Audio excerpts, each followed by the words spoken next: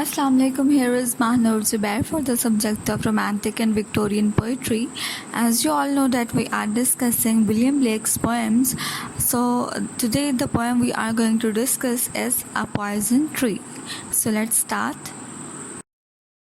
William Blake, a famous English poet, wrote A Poison Tree, a descriptive and straightforward poet about human emotions and their consequences. It was first published in Blake's 1794 volume Songs of Experience. The poem illustrates the key human emotion, anger, and the consequences of being angry with someone. It also explains that anger becomes deadly and devious if it is not expressed honestly. However, the popularity of the poem lies in the fact that it deals with one of the common feelings of human life. It deals with the dark side of human psyche. ये poem जो कि William Blake की poem है जिसे 1794 में songs of experience में सबसे पहले विलियम ब्लेक ने पब्लिश करवाया था। तो ये पोएम किस चीज़ के बारे में है? पॉइजन ट्री एक डिस्क्रिप्टिव बयान की गई जो है पोएम है, बहुत स्ट्रेट फॉरवर्ड पोएम है और सीधी तरह से इंसानी इमोशंस, इंसान के जज्बात, उसके एहसास, उसकी फीलिंग्स पर बात करती है और किस तरह से इंसान के फीलिंग्स और एहसास उसको किस अंजाम तक लेकर जाते हैं उस पर डिस्कस करती है। ये पोएम इलस्ट्रेट करती है, इशारा करती है उन चीज़ों की तरफ, उन इमोशंस की तरफ जो इंसान के अंदर मौजूद हैं, जिसमें गुस्सा भी है, नाराज़गी भी है, प्यार भी है, मोहब्बत भी है, सुलह सफाई भी है, एहसासात भी हैं।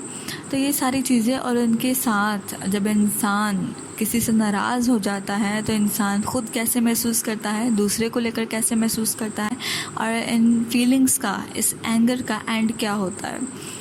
लिहाजा ये पोएम जो है एक्सप्लेन करती है कि किस तरह से एक नाराज़गी जो है वो एक डेडली और डेवियस चीज़ बन जाती है, ख़तरनाक चीज़ बन जाती है जिसका अंजाम काफ़ी बुरा हो सकता है अगर उसे टाइम पर, वक्त पर दूसरों के साथ शेयर ना किया जाए, दूसरों के साथ अपनी नाराज़गी का इजहार ना किया जाए तो वो चीज़ वक्त के साथ साथ वाकई एक जहरीला दरख्त ही बन जाती है। आपके दिलों के अंदर वो चीज़ इस तरह से बस जाती है कि आप जहर ही उगलने लगते हैं दूसरों के लिए या ख़ास कर उन लोगों के लिए जिनके लिए आप वो नाराज़गी अपने अंदर रखते हैं। तो ये पोएम जो है इसी चीज़ में डील करती है और ख़ास करके ये पोएम इतनी फेमस क्यों है? क्योंकि ये इंसान के आम कॉमन फीलिंग्स पर बात करती है। इंसान की ह्यूमन लाइफ में होने वाले तमाम जो एक्सपीरियंसेस हैं उसमें इमोशंस और फीलिंग्स, एंगर का एहसास सबसे ज़्यादा नुमायाँ होता है और जिसे इंसान बड़े आसानी से या तो छुपा लेता है या तो बयान कर देता है। तो जो लोग बयान कर देते हैं वो तो काफ़ी ईज़ में रहते हैं, आसानी में रहते हैं, लेकिन कुछ लोग ऐसे होते हैं जो बयान नहीं कर पाते और वह दिल ही दिल में अगर जलते रहते हैं तो वह एहसास उनकी जड़ें पकड़ लेती हैं और काफ़ी बुरा अंजाम हो सकता है उन एहसास का, उस एंगर का, उस नाराज़गी का, उस गुस्से का। तो लिहाजा ये पोएम जो है इंसान की साइकी की बहुत डार्कर साइड्स को डिस्कस करती है, डील करती है। A poison tree as a representative of hatred. The poet has discussed the duality of human nature in this poem. He states that his anger with his friend vanishes as soon as he expresses it.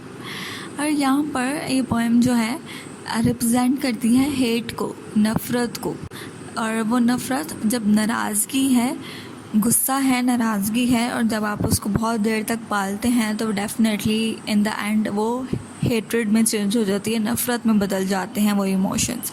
तो ये poet यहाँ पर यही discuss कर रहा है कि इंसानी नेचर की डुअलिटी क्या है, दो तरफ़ा जो फितरत है वो किस तरह से है कि वो कहता है डुअलिटी यहाँ पर क्या है कि वो कहता है कि जब मैं अपने दोस्त के साथ नाराज़ था तो मैंने अपने दोस्त को अपनी इस नाराज़गी का उसके साथ इजहार किया तो यहाँ पर मेरी नाराज़गी ख़त्म हो जाती है, वैनिशेस, ख़त्म हो जाती है। जब मैंने अपने दोस्त से कहा कि भाई मैं तुमसे नाराज़ हूँ, मैं तुम पे गुस्सा हूँ, तो मेरे दोस्त ने मुझे मना लिया, मैंने उससे एक्सप्रेस किया, हम सब में वो बात ठीक हो गई, वो बात ख़त्म हो गई और मेरा गुस्सा, मेरी नाराज़गी ख़त्म हो गई, वैनिशेस।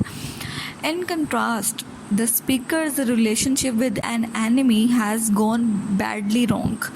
और अगर इसके ऑपोजिट साइड पर हम देखें तो यहाँ पर स्पीकर कह रहा है कि मैंने अपने दोस्त से बात की थी तो मेरा गुस्सा, मेरी नाराज़गी ख़त्म हो गई थी, लेकिन जब मैं अपने दुश्मन के साथ नाराज़ हुआ, गुस्से में आया और मेरे दुश्मन के साथ जब मेरे ताल्लुकात मज़ीद ख़राब हो गए, simply because the anger he felt was not communicated, सिर्फ इस वजह से कि मेरे दिल के अंदर जो गुस्सा था, नाराज़गी थी, वो मैंने उसे नहीं बताई थी, मैंने उस चीज़ का इजहार अपने दुश्मन से नहीं किया था, तो वो हालात मेरे और मज़ीद ख़राब हो गए, वो रिश्ता और मज़ीद ख़राब हो गया।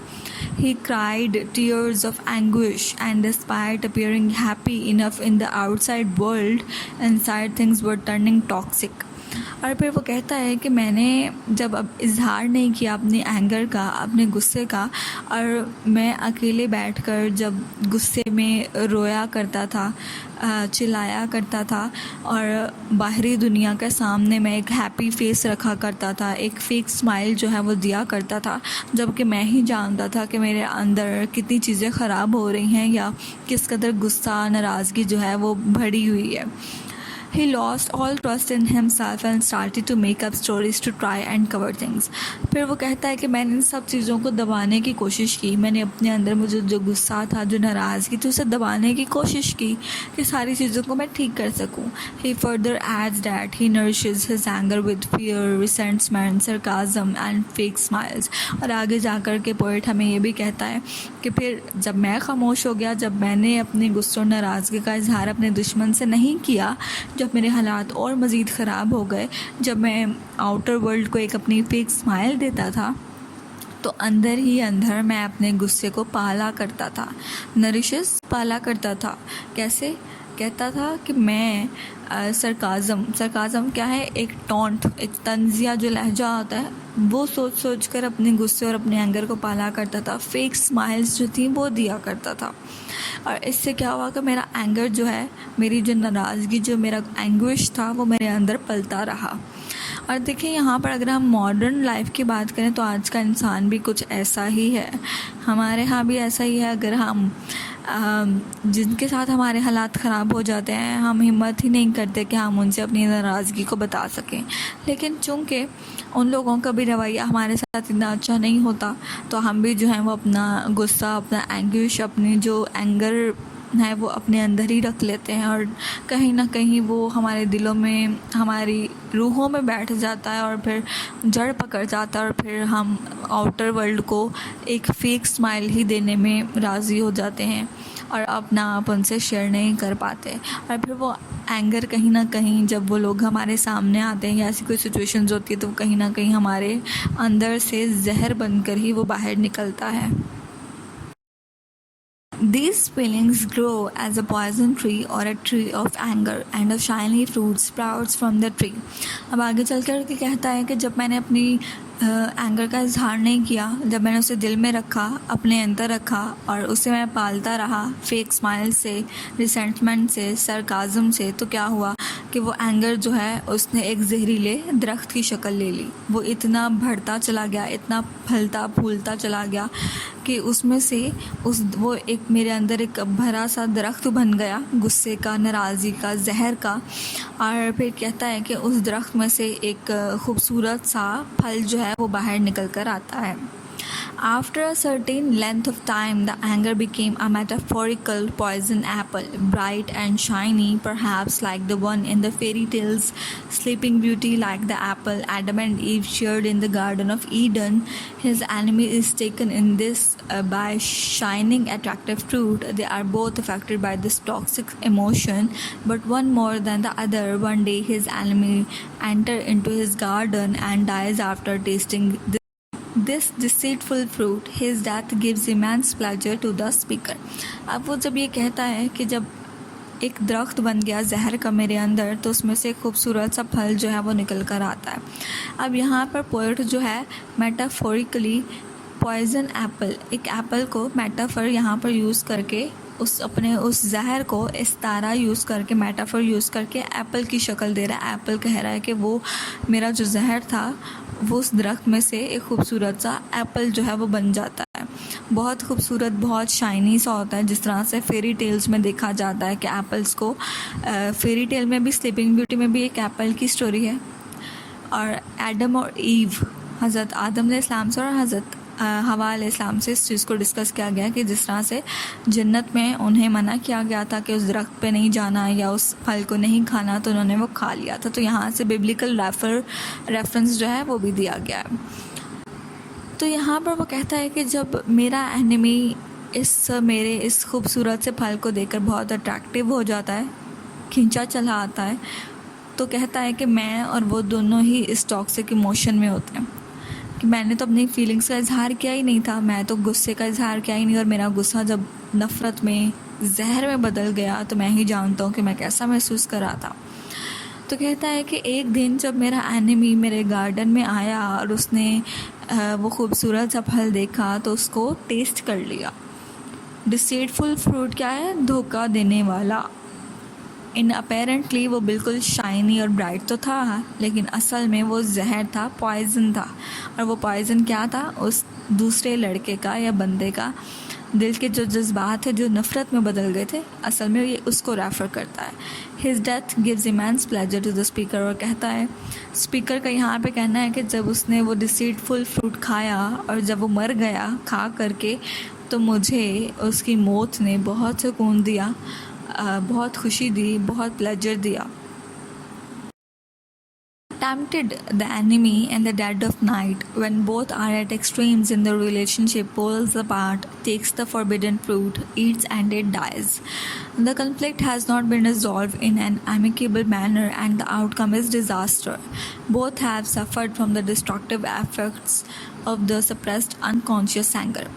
अब देखें एनिमी को क्या टेम्पटेशन हुई, क्या रगबत हुई, क्या अट्रैक्ट किया? उस फल ने उसको अट्रैक्ट किया और वो रात के टाइम आया और उसने उस फल को खा लिया जिसे मना किया गया था। फॉरबिडन फ्रूट का मतलब है जिसे मना किया गया था, उसने उसे ही खा लिया।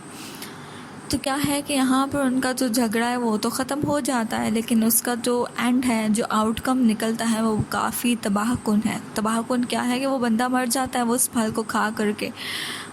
यहाँ पर स्पीकर कहता है कि दोनों ही सफ़र करते हैं, दोनों को ही तकलीफ़ होती है और दोनों ही अपने एंगर को छुपाने की वजह से, दबाने की वजह से, नफ़रत जो वो अपने अंदर पालते रहते हैं, दोनों ही उसके असरात को फिर झेलते हैं, सफ़र करते हैं, और वो असरात काफ़ी डिस्ट्रक्टिव थे, तबाहकुन थे।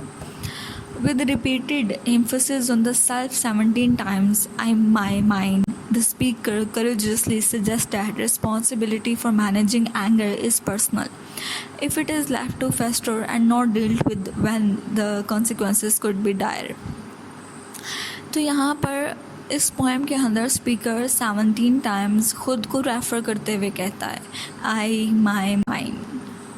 खुद को रेफ़र करते हुए कह रहा होता है। तो यहाँ पर हमें ये पता चलता है कि स्पीकर बार बार हमें ये बताने की कोशिश कर रहा है कि एंगर, नफ़रत, गुस्सा, नाराज़गी जो है, इसे कंट्रोल करना आपकी अपनी ज़िम्मेदारी है।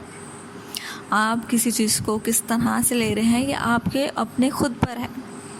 आप क्या फ़ील कर रहे हैं, क्या इमोशंस रख रहे हैं, आप कितनी देर नफ़रत का इजहार करते हैं, कितनी देर नाराज़ रहते हैं, कितनी देर किसी से अपने जज्बात को छुपाते हैं, ये सारी रिस्पॉन्सिबिलिटी आपके अपने ऊपर आती है।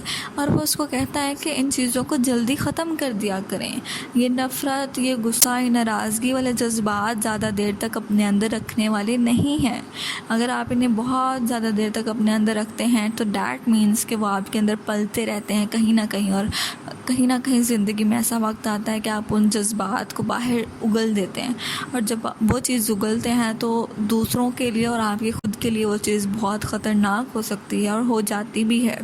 तो लिहाजा इसे कंट्रोल करना, इसे ख़त्म करना आपकी अपनी ज़िम्मेदारी है।